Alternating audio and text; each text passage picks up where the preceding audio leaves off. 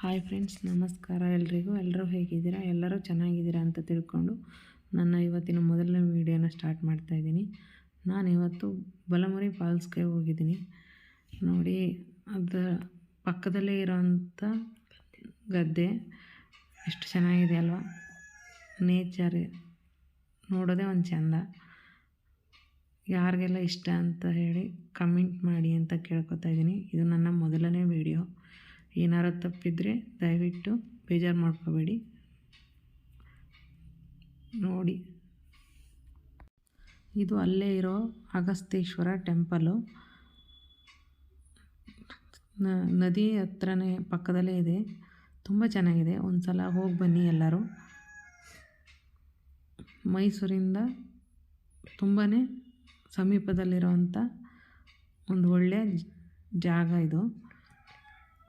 ನೋಡಿ,